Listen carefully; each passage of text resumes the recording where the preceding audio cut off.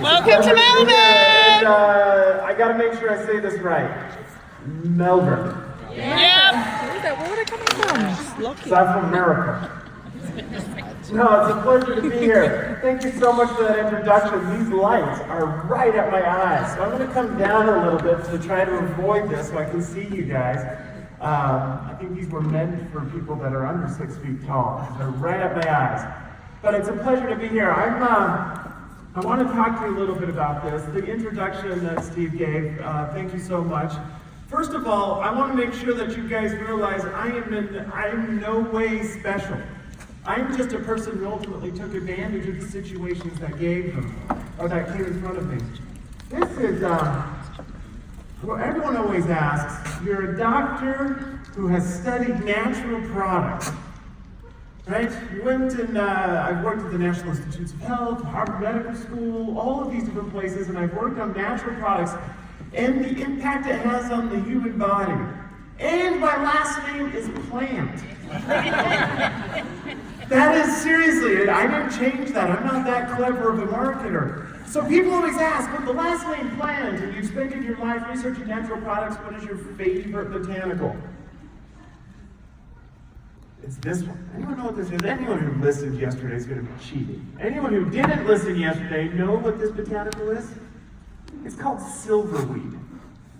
And I'll tell you a little bit, and I'll tell you why this is my favorite at the end of my story. This botanical, it is looked at literally as a weed. In the name, its common name, they call it silverweed. First of all, whoever came up with the name silverweed realized that that's not silver. I'm pretty sure that's yellow. So obviously the guy who named it silverweed was colorblind, but also it is a weed, pulls it out, nothing is special about it. It's considered a pest. And why on earth would this be my favorite botanical? So I'll answer that in a bit. So this, with the last name Plant, I'm going to take you through my story in the form of the plant growth cycle. So this is where I grew up. You see that wonderful building right there? I had the end bedroom right there. I shared it with my older brother. I'm a first-generation college student. When people hear National Institutes of Health and Harvard Medical School, Harvard is the most competitive academic university in the world. Each year there's about 60,000 people that will apply for that program, and they select about 60. Man, with those odds, I should have played the lottery rather than investing it in school, right? But this is this. I did not have the upbringing that would ever recommend that I would be going to those types of universities or in those types of institutions. First generation college student, I grew up in a town of about 1,200 people, and turkey farming was the industry. Has anyone ever been around turkey farming? I want you to imagine the worst smell in the world. And then go a little bit worse. That's turkey farming. And it was everywhere around us, and that was the only real enterprise that I knew. That was the only environment I knew. Now, I was always intrigued in science. In fact, I was the town beekeeper in 5th grade.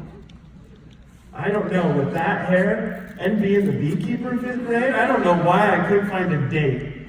But that was ultimately, I loved science, but the idea of pursuing a career outside of turkey farming, especially something as magical and mystical as a scientist, seemed absolutely impossible. And so, but the seed stage, I call this the seed stage because a seed, when it is underground, how does it know which way to grow? When it's covered with dirt, how does it know which way is up? And my parents, even though they didn't have formal education and stuff, they taught me the critical principles of integrity, honesty, and hard work that taught me which way to grow before I could see the light. And the same holds true with the seed. When a seed is underground, it works, and the most minuscule changes in gravity tell it which way to grow. And so my parents instilled in me some critical attributes that I carried throughout my life. Well, I broke through the ground, and I met this beautiful lady. Now, look, first of all, the hair got tamed. You see that? It came down a little bit. Now, I wasn't in school at this time, 22 years old. My wife is an absolute rock star. She's an artist. She played softball at an exceptionally high level. She would compete snowboarding at a professional level. And then there's this guy who's a beekeeper, right? I always tell everyone she's absolutely perfect other than her poor taste in men. Congratulations, I exploited that weakness in her. But anyways, we married and I was stocking shelves at Target. Or for those people that like to think of it as a high-end place, Target, right? And so I was stocking shelves and I was doing a graveyard because it paid me about 20 cents more an hour. We were expecting the birth of our first child. And that is when my wife became that son and told me where to grow. She asked me one night, we were out there playing catch, and she said, "What do you want to be?" Not what do you want to do. She asked me what I want to be. And I told her a scientist. Have you ever been so scared to actually tell somebody what your dream is? Because it seems so outlandish to the environment around you. I grew up to where if you work hard, you get to put an extra satellite dish on your trailer. The idea of all of a sudden becoming a scientist, I'm stocking shelves at a Target, for crying out loud, in graveyard, and I want to be a scientist, 22 years old, most people are finished with school. And I told her, I felt like it was just as likely at 6'4" to tell my wife I wanted to be a horse jockey. And as soon as I told her that, I wish I could have pulled it back because I didn't want her to laugh at me. And I think that holds true for a lot of us. As we get older, we start to believe the logical thing is to push aside our true dreams and to live in the reality of what we know. In essence, it's easier for us to become a product of our environment rather than our environment to become a product of us. Well, my wife, she told me something that I've seen on so many different shirts, but it never resonated. She told me, just do it. Now that was crazy. Because here's somebody who I knew loved me, who saw something in me I didn't even see in myself.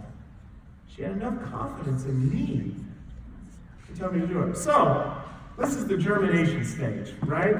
Break out of the soil. You're now pushing towards something. I see the light. You go to the growth stage. This does not look like growth. This was actually a halfway house that my wife and I had to move into. There was 30 units in this, and we were asked to manage the halfway house. Because we didn't have enough money anywhere else. So they subsidized our rent, we moved in here. We were dealing with overdoses on a regular basis. We had 2 children at this point. Holy cow, I'm not a quick learner, right? You'd say like, Josh, stop that. Stop having kids. Oh, don't worry, they keep coming. They keep coming. 2, and this was absolutely run down. Horrible place. And why is it called the growth stage? It's funny because during this time I had friends and just certain family members who looked at us taking a step back during this time. We're pursuing our dream. We had to move out of a nice 2-bedroom apartment into this halfway house so that we could afford me going to school. I was still working. We were having small children in this place where literally there was a communal washing machine. We would regularly find used needles in our laundry. And my family, my friends, they said, what are you doing? You are going backwards. You're wasting your time, you're wasting your money, you're wasting your future. But my wife and I knew that we were growing more than ever before. Now, the scientists, they call this stage the growth stage, not because the plant grows taller above the ground, but rather this is when the roots grow deeper beneath the ground. And my wife and I felt that the roots were growing so thick, and it was so wonderful during this time. Well, one thing led to another. The reproduction stage, this is the fun stage. All right? I actually have 4 children now. Now, here's the funny thing. All their birthdays are in July. So everyone always says, like, oh, because I'm always on the road. You must not travel in July. I was like, no, I don't travel in October. I'll let the ones in Australia do their math real quick.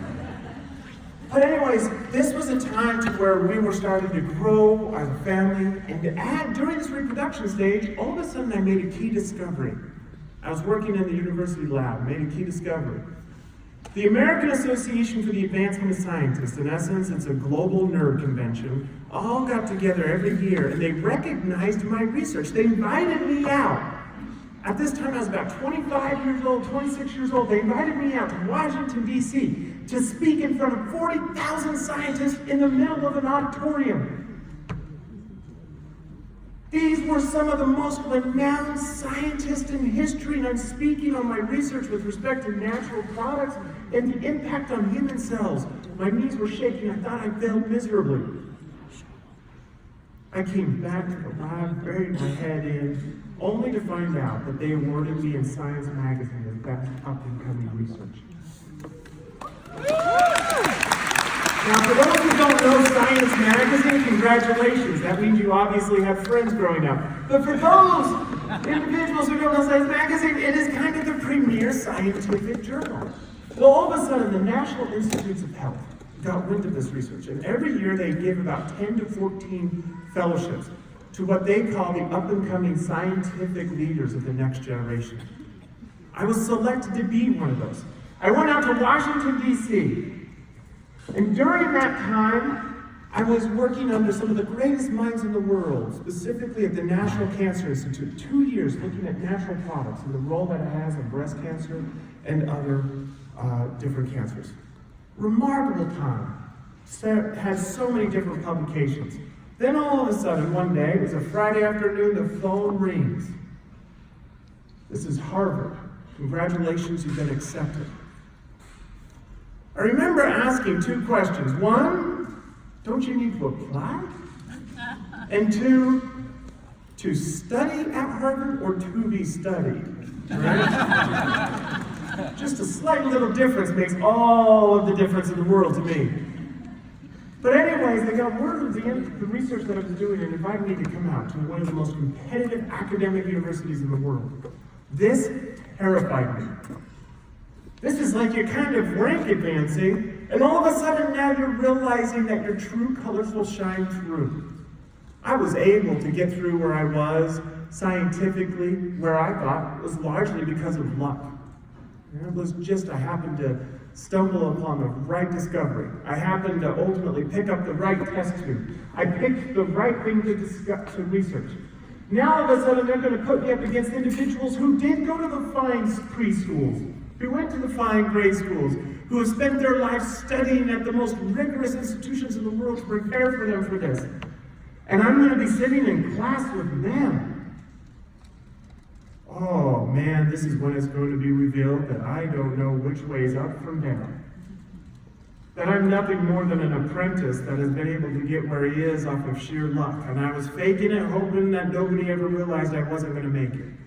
And now here is where it ultimately will be revealed. I wanted to say no.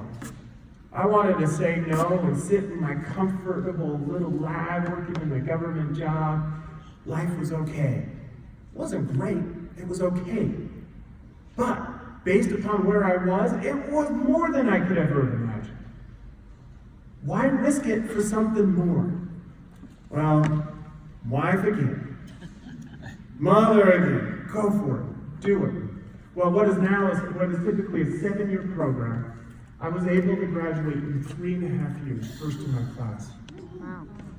And there was, I don't say that to brag, I obviously say that to put down my classmates, right? No, but what that did is, I remember I was sitting on my thesis committee. I had 2 Nobel laureates on there, Jack Shostak, who actually won a Nobel Prize for his work on the discovery of telomeres. And he said, you're graduating so quick, and I have 4 children, married. And what he looked at as would be a hindrance for me graduating, thinking if the average is 7 years and you have a wife and 4 children, it should take you 10 years. And I told him the exact opposite. It's because of my wife and children that I was able to graduate so quickly. You see, in our family, we have something that we kind of make use. We call them speed bumps. I noticed you guys call them speed humps here, right? And in my family, whenever we come across the speed bump, we always accelerate. We go through cars like they're junk food, right? But I want to do it to teach my children an important lesson. What the world sings as an adversity or a reason to stop or to slow down, if you actually apply your gas pedal, it's a hell of a lot of fun. And you usually get a lot of air and everything is okay, except for the cargo. But what it does is an important lesson. Because the world, throughout history, I have noticed, or at least throughout my history, every time that something has come up, you have a job stocking shelves at Target. Why do you think you should become a scientist? Don't do it. You have to move out and move into a halfway house?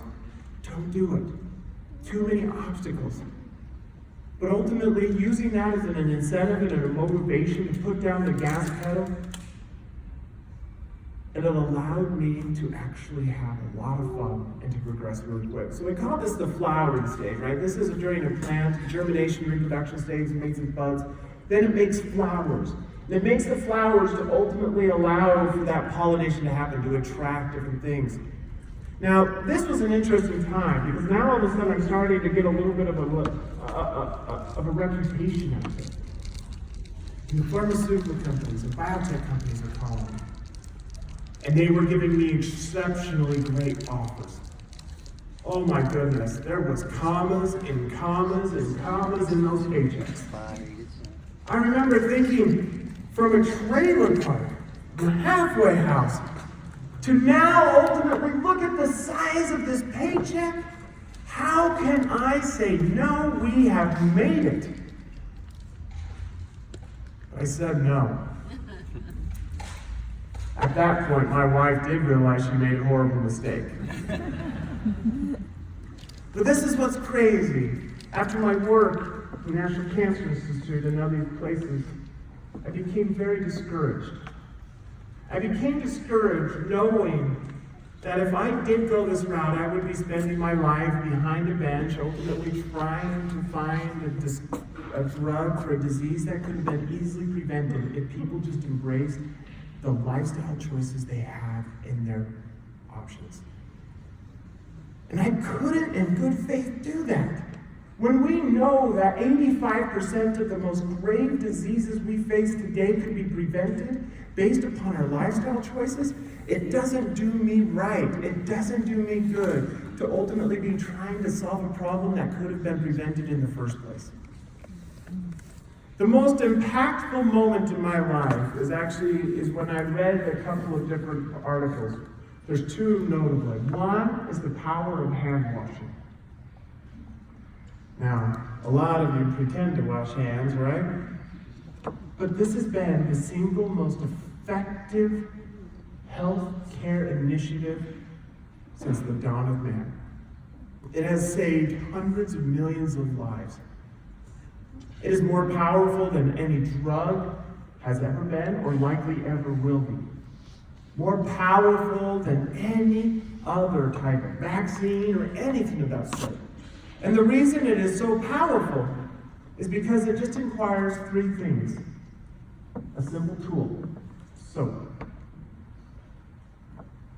A little bit of education, washing your hands under warm water.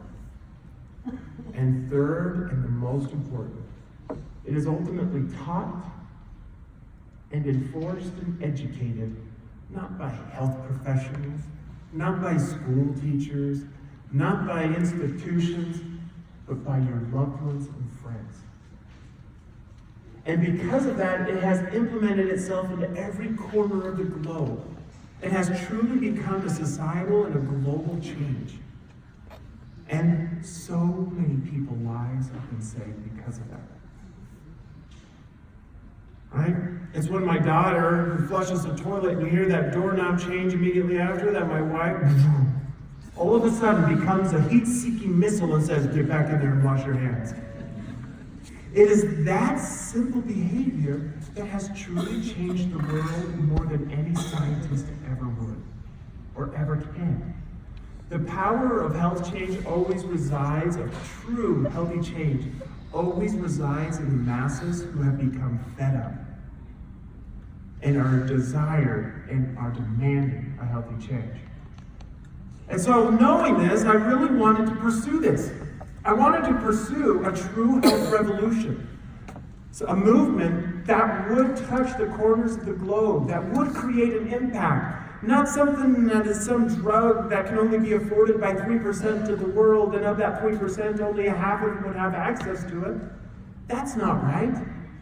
But rather a true impact that will teach people the power they have in their everyday choices to truly change their course of their health and wellness. When we know the National Cancer Institute published papers suggesting 85 to 90% of the cancers we face today are a result of lifestyle choices, we need to make the correct choices. If I found the cure for 85 to 90% of cancers, I would be carried on people's shoulders and winning Nobel Prize after Nobel Prize. But isn't it true, or even better, for us to ultimately educate individuals on the power they have each and every day to change their lives? When we understand right now that we are facing an unprecedented attack on our health because we have outsourced our health and wellness to companies and institutions whose best interest is not our health and wellness, the largest industry in the world is the food industry. $1.2 trillion a year goes into the food industry. Now that food industry isn't there to make sure that you're healthy, they're to make sure that your wallet is continuously open. And because of that, we are consuming 600 calories more a day than we did just 30 years ago. There are scientists that are working in the food industry whose job is solely to design the food to cause a dopamine spike in your brain that causes you to be addicted to that food so that you go back and back and back and back again. In essence, the only difference between illicit drugs and food nowadays is where you buy them. And it is attacking our health like never before. We need to take a stand. Everything from our agricultural to the processing of food. Congratulations, Australia, you have just crossed the threshold.